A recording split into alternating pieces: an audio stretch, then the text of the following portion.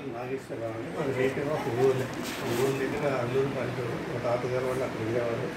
మా నాన్నగారు అంటే అక్కడ ఇంకో 10 కిలోమీటర్ల లోపల మన్నూరు అని మిగతా ముక్కల మన్నూరు అని అక్కడ టీచర్గా పనిచేశారు.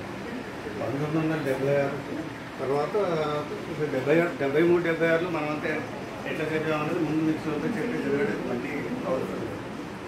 తర్వాత నేను 3 బ్యాంకులకి అయితే అటెండ్ అయినా ఎట్లా కూడా బ్యాంకులో దూరం రిజెక్ట్ చేస్తారు. ఇంటర్వ్యూలో ఇవ్వాలి.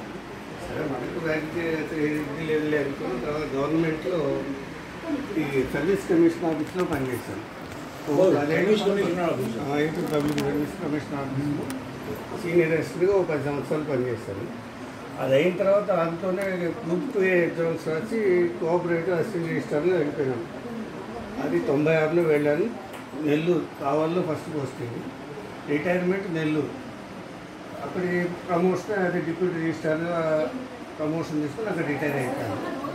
ఇక్కడికి వచ్చేసిన తర్వాత 2013లో వచ్చేసాను. ఇక్కడ రిటైర్ అయిన తర్వాత ఇక్కడే ఉంటున్నాను. అక్కడ నాకు 2 పిల్లలు, అమ్మాయి అబ్బాయి. అమ్మాయి స్టేట్ బ్యాంక్లో పనిచేస్తుంది, ఇక్కడే మన కూకట్పల్లి బ్రాంచ్లో పనిచేస్తుంది. అల్లూరు సాఫ్ట్వేర్ ఇంజనీర్, తనకి 2 పిల్లలు.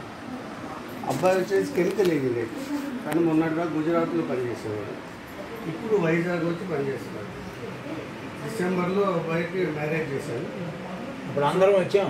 విజయనగరం గుర్తుపెట్టి చెప్పుకో, ఎవరితో వచ్చాం కదా. అప్పుడు మిత్రులు ఒక 6 వచ్చారు. చాలా సంతోషం అనిపించింది నాకు. నేను అంత దూరం రావడం కూడా ఇంకా కొంతమంది వస్తారనుకున్నారు.